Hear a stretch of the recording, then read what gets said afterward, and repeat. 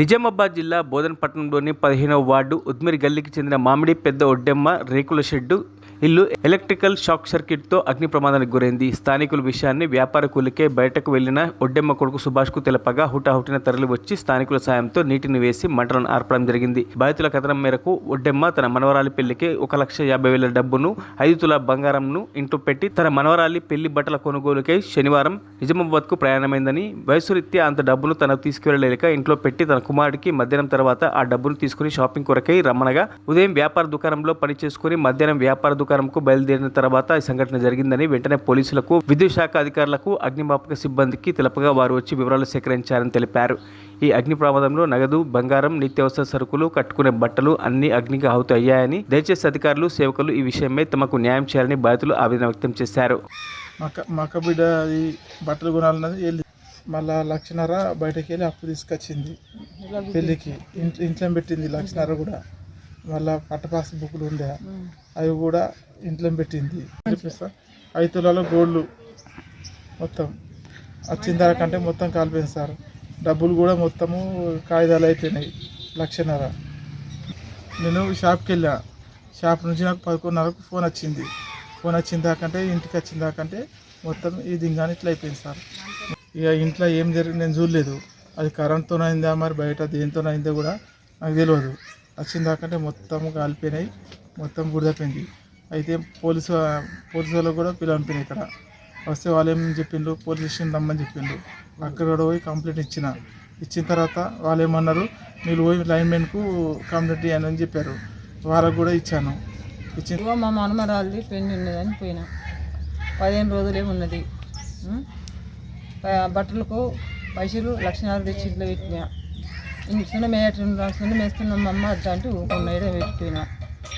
బట్టలు పోతామని పోయినాం. పూసాలు 2 తులాలు, తులం నాగులు, 2 తులాల బంగారు పట్టండి. ఇవన్నీ ఇప్పటి సంది ఏంటికి 15 రోజులు ఉన్నది. మరి ఇప్పటి సంది కూడా ఏం చేయాలని నేను కొంటపోలేదు. మంచి 2,000-3,000 చీరలు ఉండే, అవి కూడా నేను తీసుకెళ్ళలేదు. నేను మొత్తం ఊసిపెలక మీద ఇంట్లో నా ఇంట్లో బియ్యం లేవు, పిండి లేదు, మొత్తం పోయినాయి. ఏమీ లేవు. ఇప్పుడు ఈ పొద్దు పైసలకు ఇక్కడ కొండు పోతా అనుకున్నా. నాకు ఫోన్ వచ్చేసింది అంతే. తెచ్చిన 1,00,000 ఇంట్లో పెట్టిపోయినా. నా కొడుకుకు తీసుకురా నువ్వు, నేను బంగారం మన బట్టలు కూడా పోతున్నామని చెప్పి నేను ఇంట్లోకి వెళ్ళిన తర్వాత ఇట్లా 5 తులాల బంగారం ఉంది ఇంట్లో. ఇప్పటి సంది సున్ని మేసులు అంత ఖరాబ్ అయిపోతుంది బంగారం అని ఇంట్లో పెట్టిపోయినా.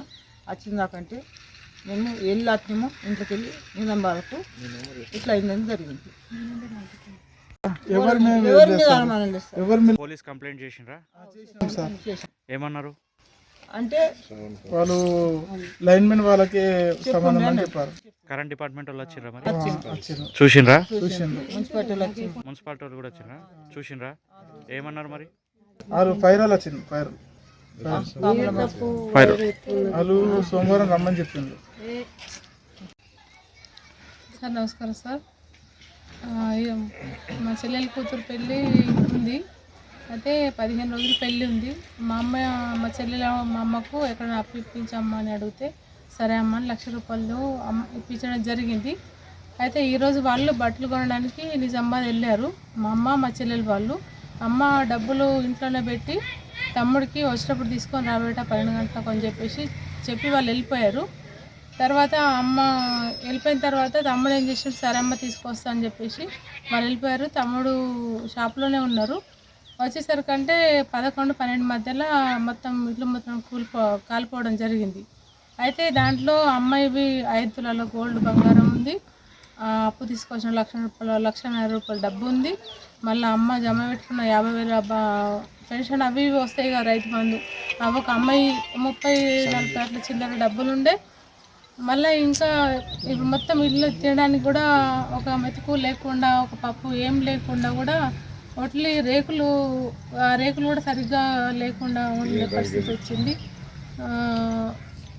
సార్ గారికి పోలీస్ స్టేషన్ సార్ గారికి ఇన్ఫర్మేషన్ ఇవ్వడం జరిగింది. వాళ్ళు కూడా వచ్చారు. మళ్ళీ ఎలక్ట్రికల్ ఆఫీసర్ వాళ్ళు కూడా వచ్చారు. అందరికీ ఇవ్వడం జరిగింది. వచ్చి చెక్ చేసుకొని వెళ్ళారు. ఇంట్లో ప్రాబ్లం అని మీదే ప్రాబ్లం అని చెప్తున్నారు. మాకు ఇంత జరిగింది కాబట్టి ఏదైనా సహాయం చేయగలరని కోరుతున్నాము. మరిన్ని అప్డేట్స్ కోసం మా ఛానల్ని సబ్స్క్రైబ్ చేయండి.